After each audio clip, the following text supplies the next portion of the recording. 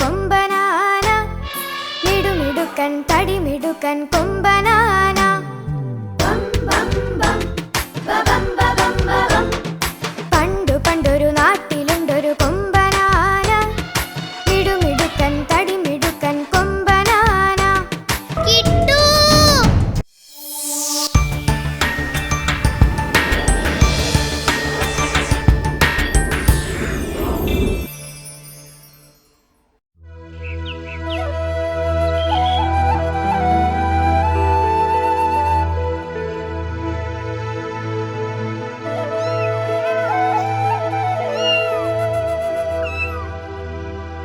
അച്ഛൻ പോയിട്ട് വരാം.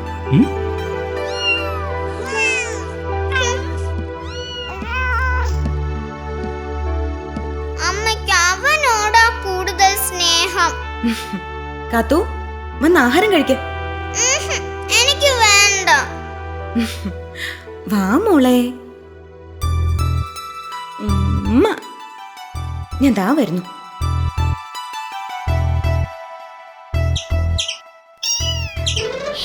അകത്തേക്ക് വരട്ടെ. വാ അപ്പു, വാ വാ. ആഹാ, രാവിലെ ഇങ്ങ് എത്തിയോ? ദാ ഇത് കഴിച്ചോ. ചെണ്ടയും പാട്ടയൊക്കെ എവിടെ? അങ്ങ് വെളിയിൽ. വാ വാ വാ.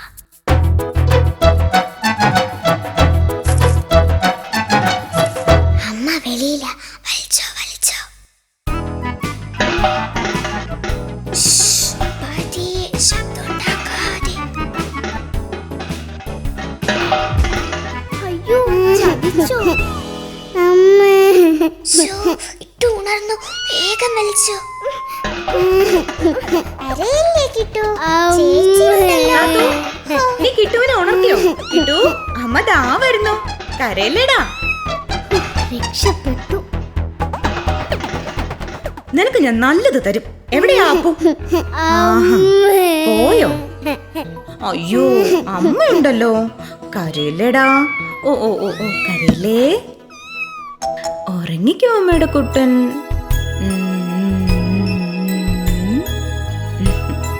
കാത്തു, ദേ നീ എങ്ങും പോവരുത്.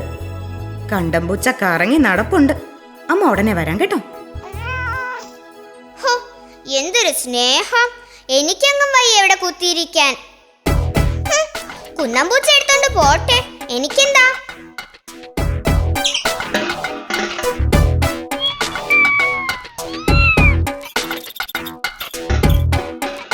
ഒരു പാട്ടയും കൂടെ ഉണ്ടല്ലോ. അവരിങ്ങ് എത്തിയോ? ചേച്ചി, ഞാനും വരുന്നു. നീ ഇവിടെ നിന്നോടാ കുട്ടാ, ചേച്ചി ഇപ്പൊ വരാം. കട്ടി.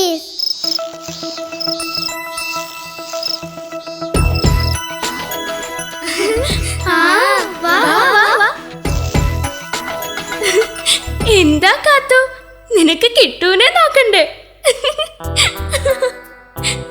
നിന്റെ അമ്മയ്ക്ക് നിന്നോടല്ല അവനോടാ കൂടുതൽ സ്നേഹം. ശരിയാ ശരിയാ. ഞാൻ ഇപ്പൊ കാണിച്ചു തരാം.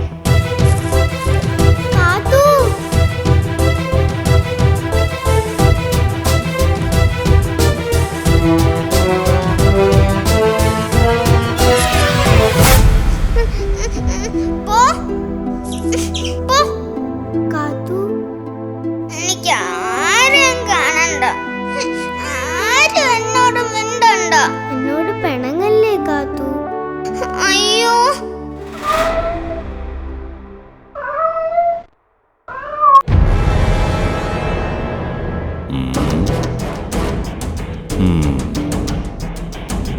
അയ്യോ കിട്ടു.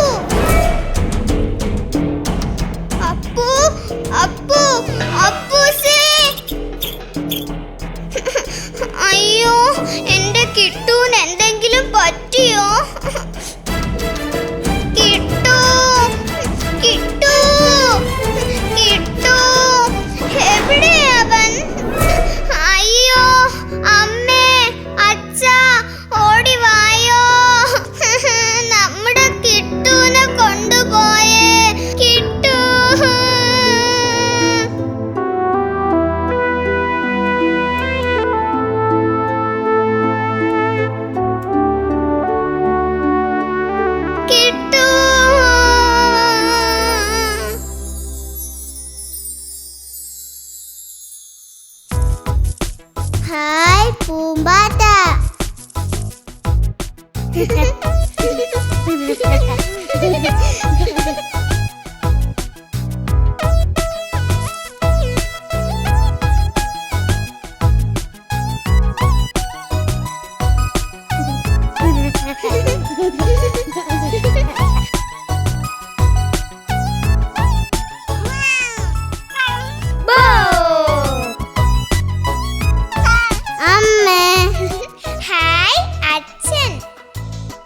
മക്കളെ ഇതെനിക്ക്. ഹായ് ചിത്രശലഭം, എന്ത് ഭംഗി.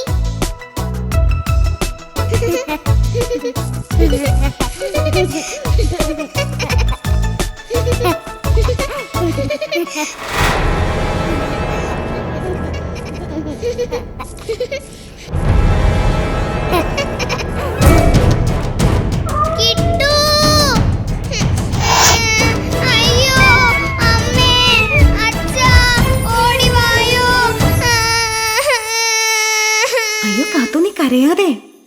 കിട്ടുവിനെ ആരും കൊണ്ടുപോയിട്ടില്ല. മോള് പച്ചത്തുള്ളന്മാരോട് കളിക്കാൻ പോയപ്പോ അമ്മ അവനെ എടുത്തോണ്ട് പോയതാ കേട്ടോ. അപ്പോ കുന്നംപൂച്ച? ഏത് കുന്നംപൂച്ച? അത് മോള് സ്വപ്നം കണ്ടതാ. കിട്ടു എവിടെ അമ്മേ? നീ അകത്ത് പോയി നോക്ക്. കിട്ടു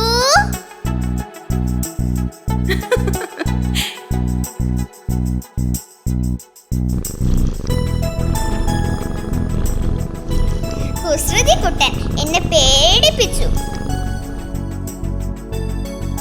ചേച്ചി, ഞാനൊരു സൂത്രം കാട്ടട്ടെ.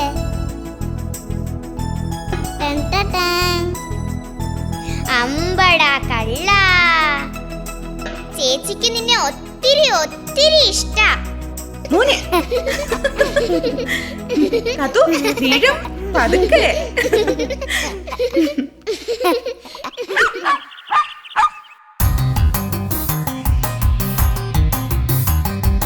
എന്തോന്ന് ചാന്തന്ന്?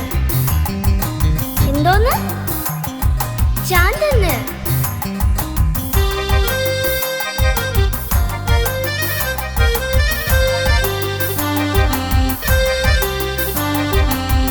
ചാന്തെങ്കിൽ മണക്കൂലേ, ചാന്തെങ്കിൽ മണക്കൂലേ, മണക്കുന്നത് പൂവല്ലേ, മണക്കുന്നത് പൂവല്ലേ.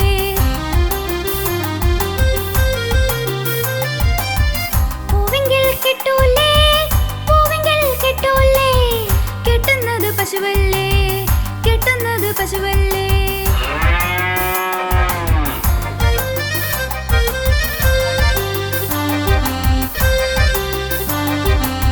പശുവെങ്കിൽ കറക്കൂലേ, പശുവെങ്കിൽ കറക്കൂലേ, കറക്കുന്നത് പാലല്ലേ, കറക്കുന്നത് പാലല്ലേ.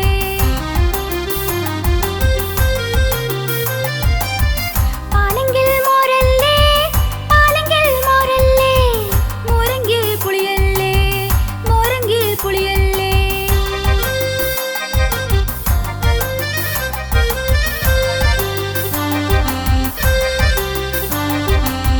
പുളിക്കുന്നത് പുളിയല്ലേ, പുളിക്കുന്നത് പുളിയല്ലേ, പുളിയെങ്കിൽ തൂങ്ങൂലേ, പുളിയെങ്കിൽ തൂങ്ങൂലേ.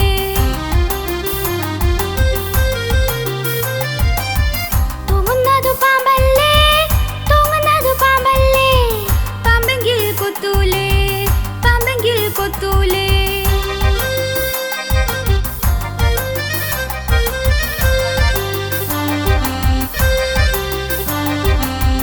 കൊത്തുന്നത് കോഴിയല്ലേ, കൊത്തുന്നത് കോഴിയല്ലേ, കോഴിയെങ്കിൽ കൂവൂലേ, കോഴിയെങ്കിൽ കൂവൂലേ. കൊക്കക്കോ, കൊക്കരക്കോ, കൊക്കക്കോ, കൊക്കരക്കോ.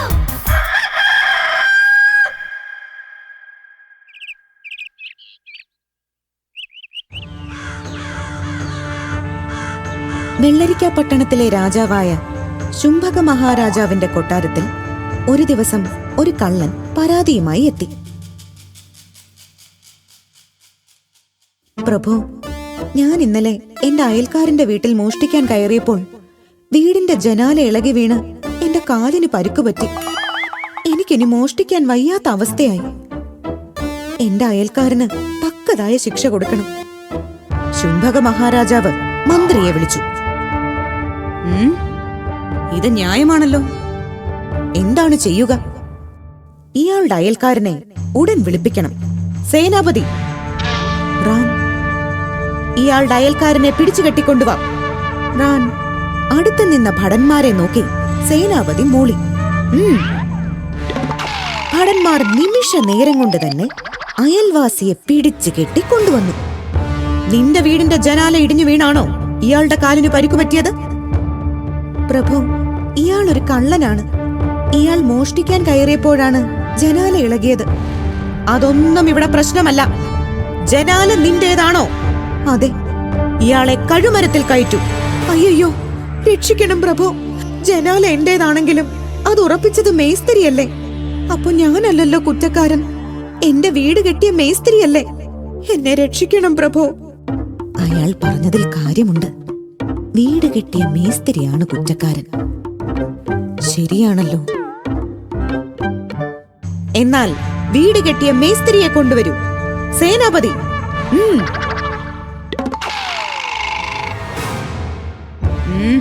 നീയാണോ ഇയാളുടെ വീട് കെട്ടിയത്? അതേ പ്രഭു. കൊള്ളാം. അയാളുടെ ജനാല ഇളകി വീണ് ഈ നിൽക്കുന്ന പാവം കള്ളന്റെ കാലിന് പരിക്കേറ്റു. അയാൾക്കിപ്പോൾ മോഷ്ടിച്ച് ജീവിക്കാൻ വയ്യാത്ത അവസ്ഥയായി. അപ്പോൾ വീട് കെട്ടിയ നിനക്ക് അതിനുള്ള ശിക്ഷ കിട്ടണം. ഇയാളെ കഴുമരത്തിൽ കയറ്റു. അയ്യോ, രക്ഷിക്കണം പ്രഭു. ഞാൻ വീട് കെട്ടിക്കൊണ്ടിരുന്നപ്പോൾ ചന്തമുള്ള ചുവന്ന സാരി ഉടുത്ത് ഒരു സ്ത്രീ ആ വഴി പോയി. ഞാൻ അവളെ നോക്കിക്കൊണ്ട് ജനാല വെച്ചപ്പോൾ അത് ഉറക്കാതെ പോയി. അപ്പൊ ഞാനല്ലല്ലോ കുറ്റക്കാരൻ. അതുവഴി വന്ന ആ സ്ത്രീയല്ലേ? എന്നെ രക്ഷിക്കണം പ്രഭു. അത് ന്യായം തന്നെ. മന്ത്രി തലകുലുക്കി. സേനാപതി, ആ സ്ത്രീയെ ഉടനെ കൊണ്ടുവരൂ.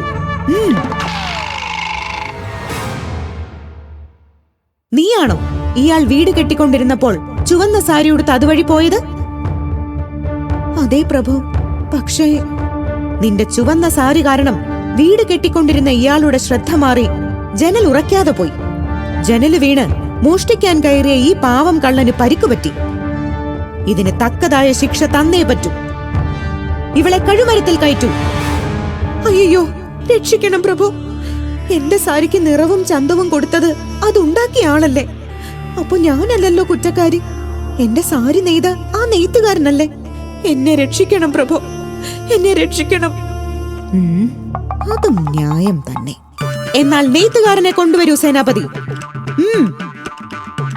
ഭടന്മാർ നിമിഷ നേരം കൊണ്ട് നെയ്ത്തുകാരനായ ചിത്രാംഗതനെയും കൊണ്ടുവന്നു. നിങ്ങളാണോ ഈ നിൽക്കുന്ന സ്ത്രീയുടെ ചുവന്ന സാരി നെയ്തത്? അതേ പ്രഭു.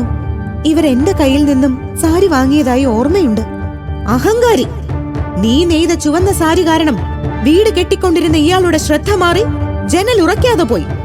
ജനല് വീണ് മോഷ്ടിക്കാൻ കയറിയ ഈ പാവം കള്ളന് പരിക്കുപറ്റി. ഇതിന് തക്കതായ ശിക്ഷ തന്നേ പറ്റൂ. സേനാപതി, ഇയാളെ കഴുമരത്തിൽ കയറ്റൂ. അയ്യോ, എന്തിന് എന്നെ തൂക്കിക്കൊല്ലണം? ഞാൻ എന്ത് തെറ്റാണ് ചെയ്തത് പ്രഭു? എന്റെ ഭാര്യയും മക്കളെയും അനാഥരാക്കരുത് പ്രഭു, അനാഥരാക്കരുത്. ചിത്രാംഗതന്റെ യാചനയൊന്നും രാജാവ് ചെവിക്കൊണ്ടില്ല.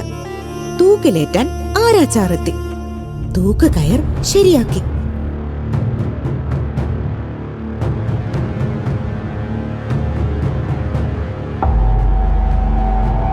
കഴുമരത്തിനടുത്തെത്തിച്ച ചിത്രാംഗതനെ ആരാച്ചാർ തുറച്ചു നോക്കി.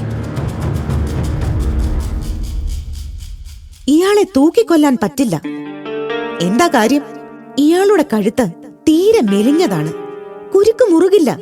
അതുകൊണ്ട് ഇയാൾ ചാവുകയുമില്ല. സേനാപതി, റാൻ, ശിക്ഷ നടപ്പാക്കുക തന്നെ വേണം. പക്ഷേ എങ്ങനെ പ്രഭു? തൂക്കുകയറിന്റെ പാകത്തിന് കഴുത്തുള്ള ഒരാളെ ഇയാളുടെ വീട്ടിൽ നിന്ന് തന്നെ കൊണ്ടുവരും. റാൻ, പ്രഭു, എന്നാൽ നെയ്ത്തുകാരന്റെ മകനായാലോ? ആയിക്കോട്ടെ. രാജാവിന്റെ കൽപ്പന കേട്ട് ചിത്രാംഗതൻ ബോധശൂന്യനായി നിലം പതിച്ചു. ഭടന്മാർ നിമിഷ നേരം കൊണ്ട് ചിത്രാംഗതന്റെ വളർത്തുമകനായ വീരുവിനെ കൊണ്ടുവന്നു. വീരുവിനെ കണ്ട് ആരാച്ചാർക്ക് സന്തോഷമായി. ഇവന്റെ കഴുത്തിന് പാകം.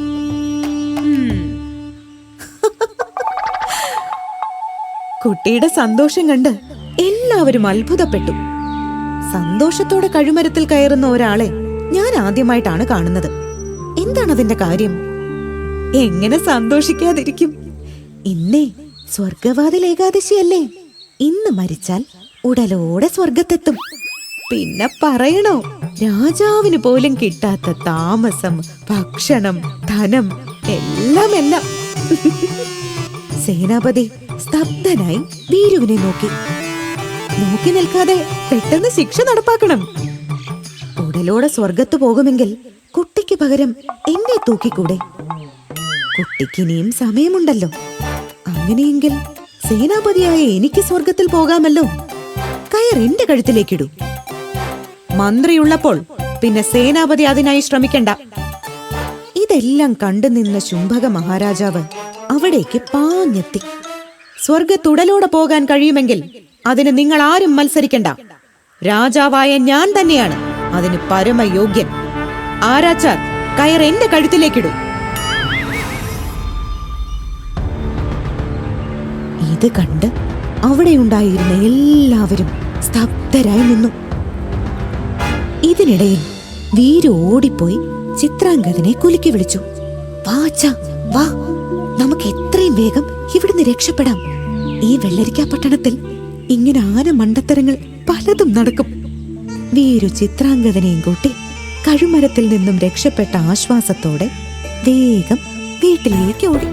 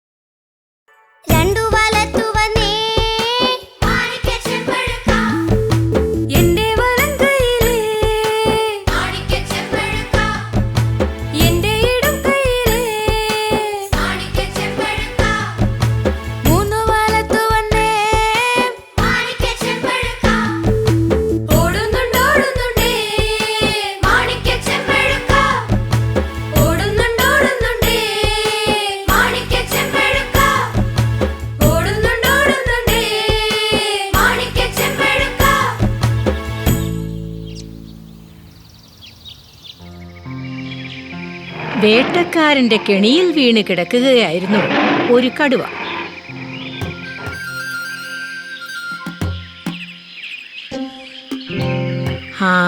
ഇയാളെ പറ്റിച്ച് രക്ഷപ്പെടാം.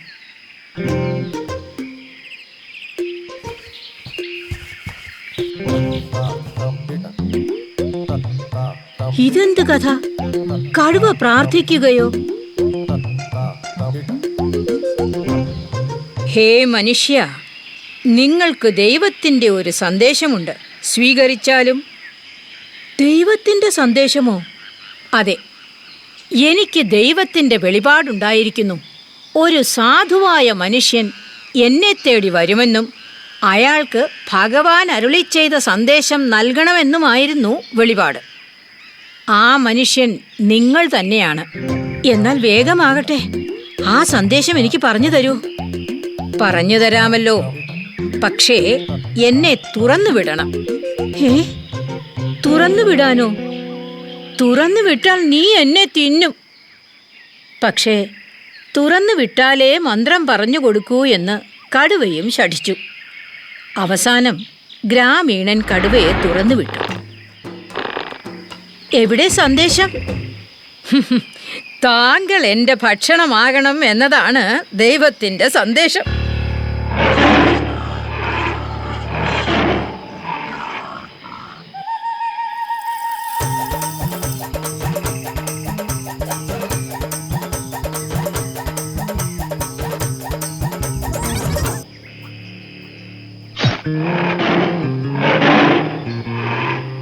എടാ ദുഷ്ടാ, നിന്നെ തുറന്നു വിട്ട എന്നെ തന്നെ നീ തിന്നുന്നോ? അതൊന്നും പറഞ്ഞിട്ട് കാര്യമില്ല. നിങ്ങൾ എൻ്റെ ഭക്ഷണമാണ്. എനിക്ക് വിശക്കുന്നു. ഗ്രാമീണൻ കേണപേക്ഷിച്ചപ്പോൾ കടുവ ഒരു വിട്ടുവീഴ്ച ചെയ്തു. ശരി, നമുക്ക് 3 പേരുടെ അഭിപ്രായം ചോദിക്കാം. ആരെങ്കിലും ഒരാൾ നിങ്ങളെ കൊല്ലണ്ട എന്ന് പറയുകയാണെങ്കിൽ ഞാൻ നിങ്ങളെ വിട്ടയക്കാം. കടുവയും ഗ്രാമീണനും മധ്യസ്ഥരെ അന്വേഷിച്ചു നടന്നു.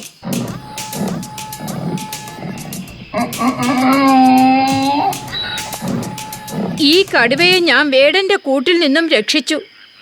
രക്ഷപ്പെട്ടു കഴിഞ്ഞപ്പോൾ എന്നെ തിന്നണം എന്ന് പറയുന്നു. ഇത് ന്യായമാണോ? ന്യായം തന്നെ, എന്താ സംശയം? ഈ മനുഷ്യർ ഞങ്ങളെ കൊണ്ട് എല്ലു മുറിയെ പണിയെടുപ്പിക്കും. അടിക്കുകയും തൊഴിക്കുകയും ഒക്കെ ചെയ്യും. രോഗം വന്നാൽ ഉപേക്ഷിക്കും. അത്രയ്ക്ക് ക്രൂരന്മാരായിവര്. ഇയാളെ തിന്നണം. അയാൾ കടുവയോടൊപ്പം അടുത്തയാളെ അന്വേഷിച്ചു നടന്നു.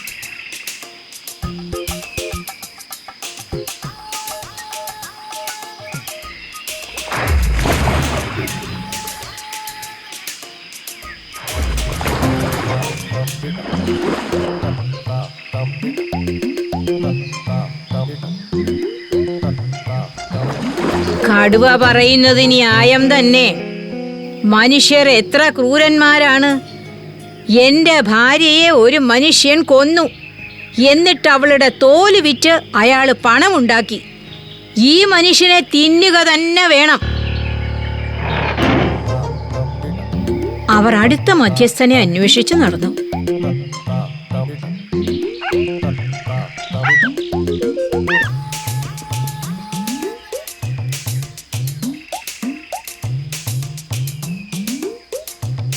ഗ്രാമീണന്റെ കഥ കേട്ടപ്പോൾ കുറുക്കന് പ്രശ്നത്തിന്റെ ഗൗരവം മനസ്സിലായി. നിങ്ങൾ പറയുന്നത് എനിക്ക് ശരിക്കും മനസ്സിലാവുന്നില്ല. അപ്പോൾ ഈ മനുഷ്യൻ കൂട്ടിൽ കിടക്കുമ്പോൾ കടുവച്ചേട്ടൻ അതുവഴി വന്നു ഇല്ലേ? ഛേ, വിഡ്ഢിത്തം. ഞാനായിരുന്നു കൂട്ടിൽ. ശരി. അപ്പോൾ ഈ മനുഷ്യൻ പ്രാർത്ഥിക്കുകയായിരുന്നു. കണ്ണു തുറന്നപ്പോൾ കടുവച്ചേട്ടനെ കണ്ടു അല്ലേ? ഛായ്, അസംബന്ധം. ഞാനായിരുന്നു കൂട്ടിൽ പ്രാർത്ഥിച്ചു കൊണ്ടിരുന്നത്. ശരിയാണ്, കടുവച്ചേട്ടൻ കൂട്ടിലായിരുന്നു. അപ്പോൾ ഇവിടെ എങ്ങനെ എത്തി? കുറുക്കൻ ഒന്നും അറിയാത്ത പോലെ പിന്നെയും ചോദിച്ചു. മൊണ്ട ശിരോമണി, ഇത്രയും പറഞ്ഞിട്ടും മനസ്സിലായില്ലേ? എന്തോ ഒരു പ്രശ്നമുണ്ട്. നമുക്ക് സംഭവം നടന്ന സ്ഥലത്ത് പോകാം. ശരി, പോകാം. കടുവയും കുറുക്കനും ഗ്രാമീണനും അങ്ങനെ കാട്ടിൽ കടുവ കിടന്ന കൂട്ടിനടുത്തെത്തി. ഇനി ഞാനൊന്ന് കാണട്ടെ കാര്യങ്ങൾ എങ്ങനെയാണ് സംഭവിച്ചതെന്ന്. ഈ മനുഷ്യൻ കൂട്ടിൽ കയറട്ടെ. കടുവച്ചേട്ടൻ എങ്ങനെയാണോ പ്രാർത്ഥിച്ചുകൊണ്ട് നിന്നത് അങ്ങനെ ചെയ്യട്ടെ. ഈ മണ്ടനോട് എത്ര തവണ പറയണം ഞാനായിരുന്നു കൂട്ടിൽ? അതെങ്ങനെ?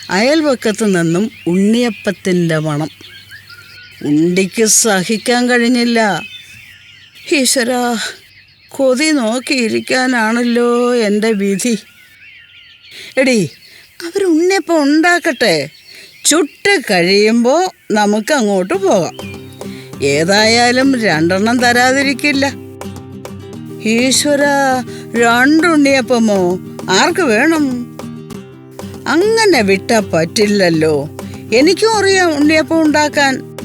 എങ്ങനെ? സാധനങ്ങളൊക്കെ ഞാൻ എൻ്റെ വീട്ടിൽ പോയി കൊണ്ടുവരാം. നിങ്ങൾ കാട്ടിൽ പോയി വിറക് വെട്ടിക്കൊണ്ടുവാ. നീ പോയി സാധനങ്ങൾ കൊണ്ടുവാ. നീ വന്നിട്ട് നമുക്ക് ഒരുമിച്ച് പോകാം. അങ്ങനെ ഉണ്ടി അവളുടെ വീട്ടിൽ പോയി അരിയും ശർക്കരയും നെയ്യുമായി തിരിച്ചു വന്നു. ഉണ്ടൻ ഉണ്ടിയെയും കൂട്ടി വിറകൊടിക്കാൻ കാട്ടിലേക്ക് പോയി. കണ്ണിൽ കണ്ട ചുള്ളിയെല്ലാം പെറുക്കിയെടുത്ത് 2 വലിയ കെട്ടുകളാക്കി.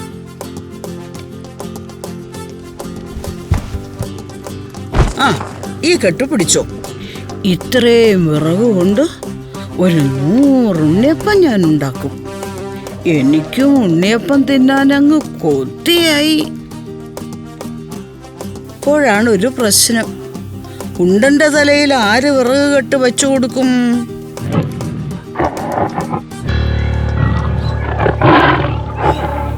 അയ്യോ, രക്ഷിക്കണേ! ഏയ്, പേടിക്കണ്ട. നിങ്ങൾ പറഞ്ഞതൊക്കെ ഞാൻ കേട്ടു. വിറക് ഞാൻ പിടിച്ചു തരാം. പക്ഷെ എനിക്ക് 10 ഉണ്ണിയപ്പം തരണം. എന്താ? മറ്റു മാർഗങ്ങളില്ലാതെ ഉണ്ടനും ഉണ്ടിയും പുലി പറഞ്ഞത് സമ്മതിച്ചു. അങ്ങനെ ഉണ്ടനും ഉണ്ടിയും വിറകുമായി വീട്ടിലെത്തി. കൊതിമൂത്ത ഉണ്ടി ചെന്നപാടെ അരിപ്പൊടിയും ശർക്കരയും പഴവും കുഴച്ചു മാവുണ്ടാക്കി ഉണ്ണിയപ്പം ചുട്ടു. ആകെ 16 ഉണ്ണിയപ്പം. 10 പുലിക്ക്. നമുക്ക് പിന്നെ ഉണ്ടല്ലോ 6. 3 എനിക്ക്, 3 നിനക്ക്. 3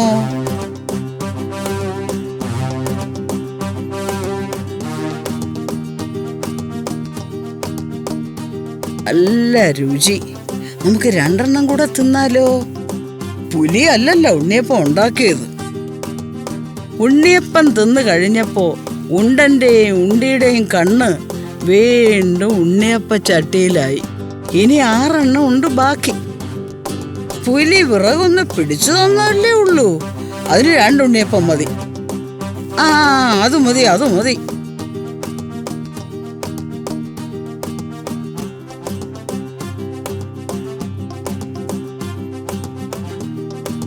ഇനി 2 മിച്ചം.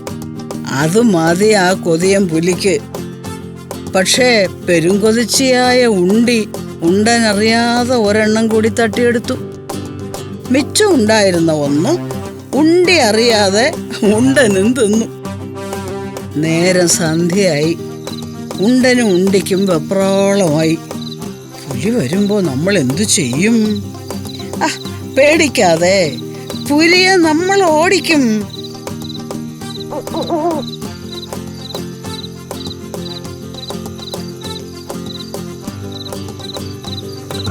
സന്ധ്യ മയങ്ങിയപ്പോ പുലി വന്നു. ഏയ്, ഇവിടെ ആരും ഇല്ലേ? എവിടെ എന്റെ ഉണ്ണിയപ്പം?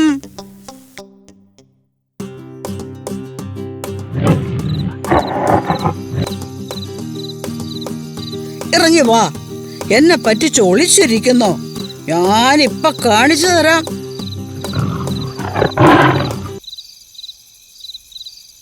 അയ്യോ,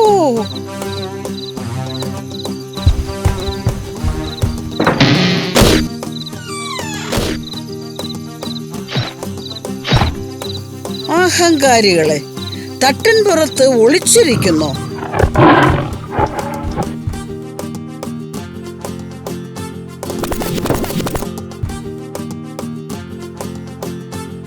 അയ്യോ,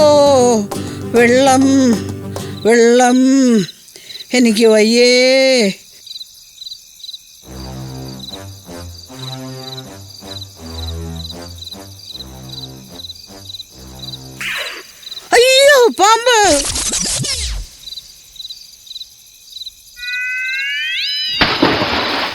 എടിയേയ്, നമ്മുടെ വിദ്യ ഫലിച്ചു. പുലി കിണറ്റിൽ വീണടിയേയ്. കിണറ്റിൽ വീണ പുലിയെ കാണാൻ ഉണ്ടനും ഉണ്ടിയും താഴേക്ക് കുതിച്ചു. പക്ഷെ കിണറ്റിൻ കരയിൽ ഒഴിച്ചിരുന്ന എണ്ണയിൽ തെന്നി ഉണ്ടനും ഉണ്ടിയും കിണറ്റിലേക്ക് തന്നെ വീണു. അയ്യോ, രക്ഷിക്കണേ, അയ്യോ. നോക്കണേ, താൻ കുഴിച്ച കുഴിയിൽ താൻ തന്നെ വീണു.